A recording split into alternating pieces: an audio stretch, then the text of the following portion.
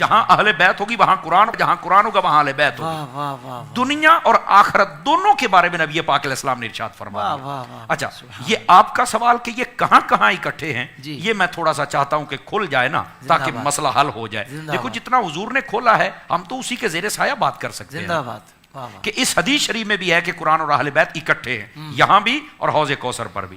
اچھا اگر صرف چونکہ یہ محرم شریف کا مہینہ ہے اور امام علی مقام کی بارگاہ اقدس میں ہم خراج عقیدت پیش کریں گے، اگر امام علی مقام کو دیکھا جائے اور نگاہ انصاف سے ان کا یہ واقعہ پڑھا جائے، امام علی مقام رضی اللہ عنہ آپ نے جو یزید کی مخالفت کی تھی نا، اس میں مرکزی نقطہ ہی یہ تھا کہ تو قرآن کی تعلیم کا مخالف ہے. مرکزی نقطہ یہ تھا. جی ہاں کہا کہ حکمران وہ ہوتا ہے جو قرآن کے زیر سایہ ہو. بالکل ایسا ہی. تو کون ہے جو ایسی باتیں کر رہا ہے؟ تو یہ قرآن کی وجہ سے ہی امام علی مقام نے یہ سٹینڈ لیا تھا. اچھا پھر یہاں پر یہ ویسے کتاب صدری ہے، بات صدری ہے جو میں سنا رہا ہوں. امام علی مقام جب مدینہ سے نکلنے لگے نا تو آپ نے آقا کریم صلی اللہ علیہ وسلم کی قبر انور پر حاضر ہو کر آپ کی بارگاہ میں سلامی پیش کی. نانا نواسا نے کیسی باتیں کی، یہ تو خدا ہی بہتر جانتا ہے. لکھنے والوں نے بہت کچھ لکھا ہے، بڑی راز و نیاز کی باتیں ہوئیں. تو امام علی مقام نے اس وقت یہ کہا تھا، یہ بڑے لطف، یہ صدری بات ہے، میں پھر کہہ رہا ہوں یہ کتابوں میں نہیں، صدری ضرور ہے.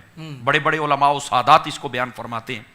آپ نے کہا نانا یزید چاہتا ہے کہ قرآن مٹ جائے، لیکن میں حسین ہوں، میں وعدہ کرتا ہوں میں کبھی مٹنے نہیں دوں گا.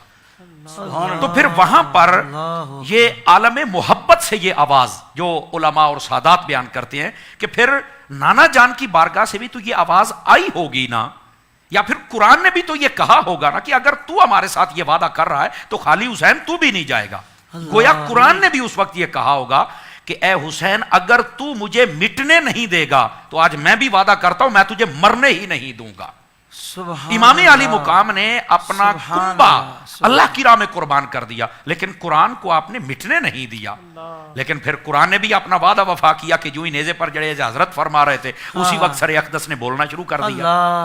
تو یہ قرآن اور اہل بیت دیکھو کہاں اکٹھے، روضہ اقدس پر.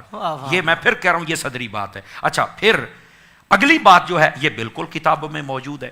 امام علی مقام رضی اللہ تعالی عنہ آپ جب شہر مدینہ سے رخصت ہونے لگے تو آپ کی زبان اقدس و انور پر قرآن مجید کی تلاوت جاری تھی. وَلَمَّا تَوَجَّهَ تِلْقَاءَ مَدْيَنَ، یہ آیت طیبہ پڑھتے ہوئے آپ نے مدینہ شریف چھوڑا تھا. اللہ، یعنی روضہ اقدس پر بھی اکٹھے ہیں اور پھر نکلتے وقت بھی اکٹھے ہیں. جب آپ خانہ کعبہ میں داخل ہوئے تو آپ پھر قرآن کی تلاوت کر رہے تھے. اچھا جب آپ وہاں سے نکلے کربلا کی جانب تو پھر آپ قرآن مجید کی تلاوت کر رہے تھے. جب آپ نیزے پہ ہیں تب بھی قرآن مجید کی تلاوت ہے.